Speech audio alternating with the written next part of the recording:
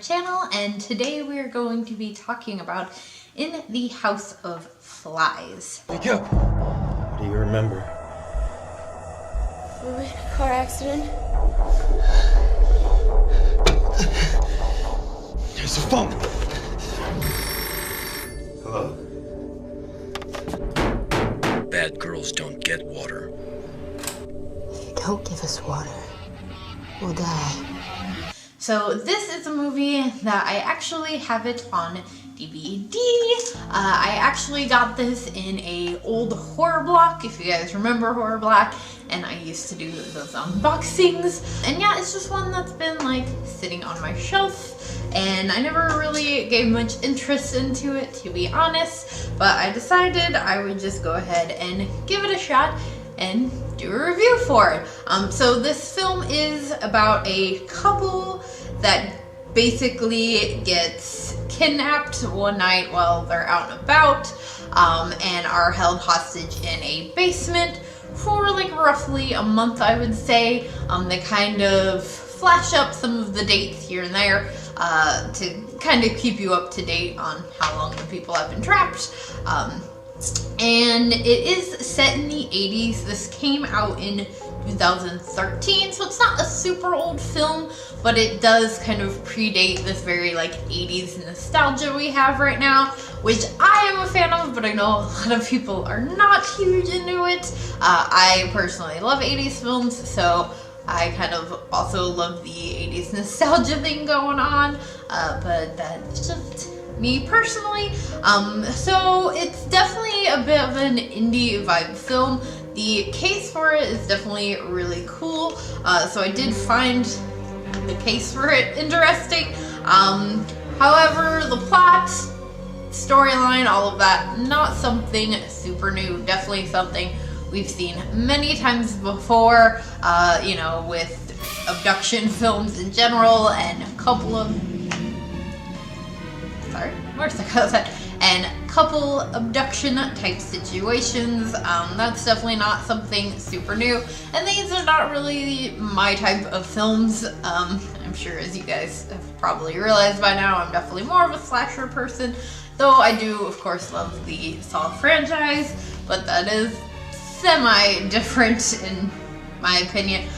So, you know, I went into this not expecting a lot, even though it did seem like I did a little bit of research, not a lot, but it did seem like it had, I guess, kind of decent reviews. I don't really get into like the ratings and don't really pay that much attention to that stuff, as you guys know by this point. So put that down. But yeah, I kind of went into this not expecting like a whole lot, but not, you know, necessarily expecting it to suck. But I was kind of excited to see if maybe it would be something I enjoyed, and unfortunately, I didn't really enjoy it that well. Like I said, the plot, it's nothing new. It's not you know, it is something we have seen done a million times. And I was hoping that this one would maybe have some new aspects to it, and it didn't really. So really, it's, again, this couple is kind of out on the town in like the 80s, and they go back to their car, where they like instantly, as soon as they're in their car, they like smell some sort. She even says like, that's like weird chemical smell, and instead of like getting out of the car like smart people would, they stay in it, but they're like instantly, from them being in the car, like they pass out into them being in this basement. All, you know, happens very quickly, and then from there and throughout the entire film, all you see is these two people. It's really just focused on them, and they spend the first couple days not really hearing anything or knowing what's going on. Nobody is really kind of contacting them. They just realize they wake up in this basement, this cemented room, and there's a very small window, which of course they try to break through, and they do, but it's too small for anybody to get through, and they have like a bucket to piss and shit in, and they have suitcases, and so they kind of the boyfriend kind of tries to use the suitcase to break through this, like, I guess he refers to it as like a trap door, but it's like this wooden door that's up there. You know, kind of like those, it'd be like the stairs that go down. And so he tries to break through with that, and of course it doesn't work. And then eventually, after I believe it's like 3 days, they finally get contacted. There's like one of those old school like dial phones in this basement, and so this, you know, male voice comes on the other end and gives them a code to the first suitcase, and there's some food in it, and a map. And he basically says, like, this is, like, shows where I guess they, like, got kidnapped, I think is what it's supposed to be. And then shows where they are now. And it's like, you're in the middle of nowhere, is basically what the kidnapper says. And really the entire film, again, is just focused on these two people in this basement, occasionally getting a phone call and occasionally getting something in the suitcase. And honestly, like, for me, I just found it kind of, like, not that exciting, a little kind of boring. One thing that kind of really annoyed me is that within the first little bit of them being in this basement, you have them starting to really seem like they're, like, disintegrating quickly. It seems like they've been there for a while. They're starting to get very pale, very, like, heavy bagged eyes, exhausted. The boyfriend is, like, almost instantly exhausted, which I get, like, from the chemicals and stuff in the car, but he is just, like, understandably freaking out as well, and she just kind of seems like a little more kind of, like, which is odd. Like, I would expect her to be freaking out a little bit more about the situation. But yeah, they seem like they're, like, disintegrating very quickly. It gives it almost this feel as if they've been there for a while, especially because it'll, like, flash dark and then show back to them, and, like, light and day come in, you know, daylight and darkness through the light, and then it'll flash up a day telling you, you know, so you can keep in track of how long they've been in there. It flashes up a day and it's been like 3 days. And you're like, wait, what? Like, why do they seem like they're, like, on the verge of death that it's been like 3 days? Like, chill it. And then there's also, like, all these added little things that they throw in. You know, there's kind of this moment before they get kidnapped where she's kind of asking him if he's, you know, gonna, like, propose or whatever, and he's kind of like, yeah, like, he wants to, but wants it to be special. So you're kind of assuming they've been together for a while. And then, you know, while they're kidnapped, she kind of brings it back up about, like, this would be, like, an interesting place to propose. And that moment was kind of cute, but then they also throw in this added thing of her telling him that she is 2 months pregnant. And it's just, you know, they throw that in there so that you know, feel for this couple, I suppose, and to add, like, this intensity. And they definitely play into that kind of later on into the film. You know, as they're getting more suitcases, they get another suitcase where there's a gun, and so eventually you get these scenes of this kind of back and forth of, like, if you kill yourself, I'll let her go, or if she kills him, I'll let her go. Like, all this kind of, like, stuff, and you know neither of them are gonna do it. And then one thing that really kind of bothered me in this was that because she is pregnant and she is now basically starving, like, they're getting the occasional sandwich or whatever, and they get some rainwater from, like, breaking the window. They put, like, in the sandwich bags, and so they've got, like, some food and some water and stuff, but they're definitely, like, you know, disintegrating and whatever. And so there is a bit where basically she gets on the phone with the kidnapper, and he threatens to no longer give her any food, no longer, you know, for them to have any water. And he does at one point block the window with dirt so that they can't get any sunlight or water from that way. and he, you know, basically tells her, like, if you don't kill him, or, you know, you don't do all these other things, that you will have a miscarriage and you'll bleed out and die.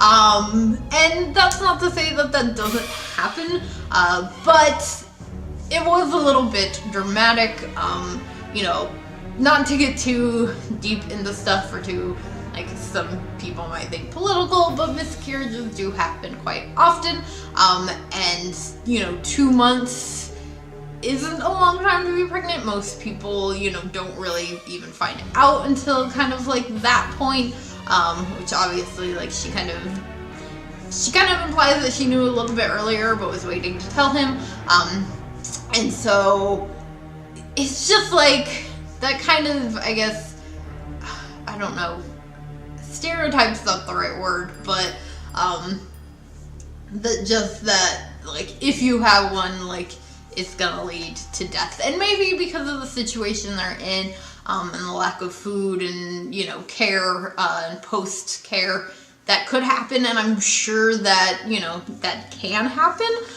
but I don't think it's as, I guess, common as this kind of movie implies. There's really no way that I think that this kidnapper would know that that's gonna happen, I guess, unless he was putting stuff in the food, but they don't really imply that, so they definitely kind of use this plot point of, you know, death of an infant, basically, an unborn child, to really try and drive, like, this gross creep factor, and I just was not feeling that, not a fan of that, and not to say that it isn't, like, devastating and heartbreaking, no matter the case, but for me, just as a plot point in the film, it bothered me. I didn't like it. It didn't make me feel like, I don't know, I guess, like, more intense for these people, like they were kind of trying to do with the film, or give you more of a creep factor. It just kind of, like, pissed me off more than anything for the film.